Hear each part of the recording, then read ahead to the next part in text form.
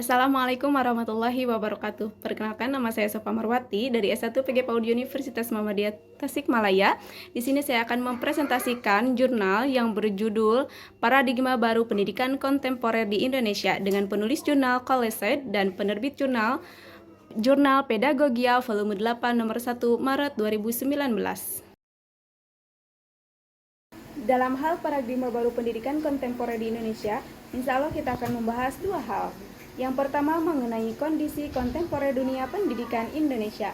Kedua, mengenai refleksi pendidikan kontemporer. Dalam isu kontemporer pendidikan saat ini, terdapat dua faktor dalam problematika yang muncul, yaitu faktor internal dan faktor eksternal. Faktor internal dalam isu pendidikan kontemporer diantaranya, relasi kekuasaan dan orientasi pendidikan Islam. Tujuan pendidikan pada dasarnya hanya satu, yaitu memanusiakan manusia atau mengangkat harkat dan martabat manusia atau human dignity. Yang kedua, masalah kurikulum. Dalam realitas sejarahnya, pengembangan kurikulum pendidikan Islam tersebut mengalami perubahan-perubahan paradigma, walaupun paradigma sebelumnya tetap dipertahankan. Hal ini dapat dicermati dari fenomena berikut. 1.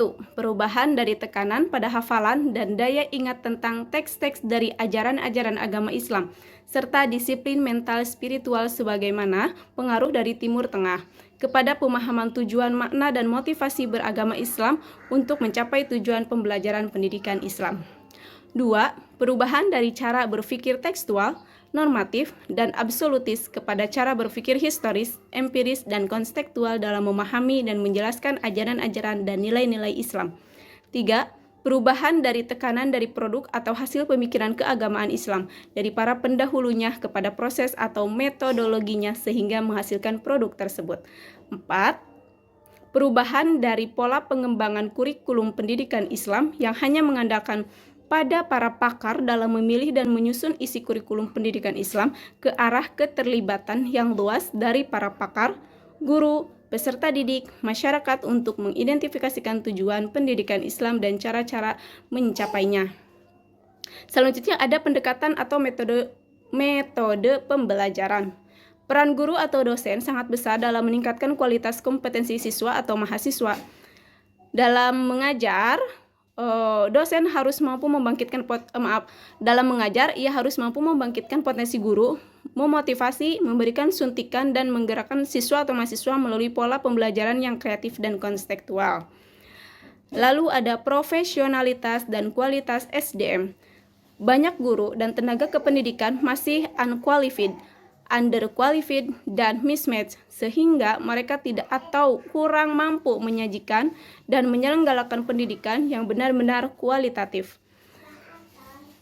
Terakhir ada biaya pendidikan. Terkait dengan amanat konstitusi sebagaimana termaktub dalam Undang-Undang Dasar 45 hasil amandemen serta Undang-Undang Sisdiknas nomor 20 tahun 2003 tentang sistem pendidikan nasional yang memerintahkan negara mengalokasikan dana minimal 20% dari APBN dan APBD di masing-masing daerah, namun hingga sekarang belum terpenuhi. Setelah kita mengetahui faktor internal yang mempengaruhi kondisi kontemporer dunia pendidikan di Indonesia, selanjutnya kita akan mengetahui faktor lain yang mempengaruhi kondisi tersebut, yaitu faktor dari eksternal. Faktor eksternal. Yang pertama ada dikotomik.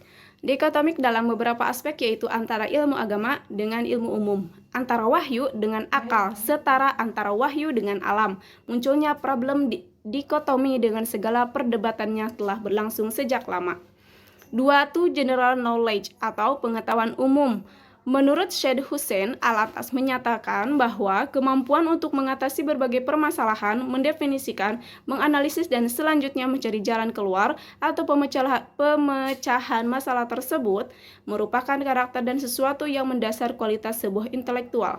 Ia menambahkan, ciri terpenting yang membedakan dengan non-intelektual adalah tidak adanya kemampuan untuk berpikir dan tidak mampu untuk melihat konsekuensinya. Ketiga, ada lack of spirit of inquiry. Persoalan besar lainnya yang menjadi penghambat kemajuan dunia pendidikan Islam ialah rendahnya semangat untuk melakukan penelitian atau penyelidikan. 4. Demokratisasi pendidikan Islam. Menurut Peter Salim, Demokrasi adalah pandangan hidup yang mengutamakan persamaan hak dan kewajiban serta perlakuan yang sama bagi semua negara. Sedangkan Zaki Badawi berpendapat bahwa demokrasi adalah menetapkan dasar-dasar kebebasan dan persamaan terhadap individu-individu yang tidak membedakan asal, jenis, agama, dan bahasa. Selanjutnya, setelah kondisi kontemporer pendidikan dari paradigma baru pendidikan kontemporer di Indonesia adalah refleksi pendidikan kontemporer. Refleksi pendidikan kontemporer. Saat ini yang dibutuhkan adalah proses bagaimana siswa itu dapat meningkatkan kualitas sumber daya manusianya tanpa menjadikan mereka sebagai tumbal sebuah sistem. Kebijakan tersebut akan cukup efektif dan efisien ketika pemerintah menyamaratakan infrastruktur kegiatan belajar mengajar pada setiap sekolah. Tidak ada lagi eksklusivitas tetapi inklusivitas baik di daerah pedesaan maupun di daerah perkotaan sehingga tidak ada lagi kesenjangan pada setiap sekolah. Alhamdulillahirrahmanirrahim. Presentasi telah saya sampaikan. Terima kasih atas perhatiannya. Wassalamualaikum warahmatullahi wabarakatuh.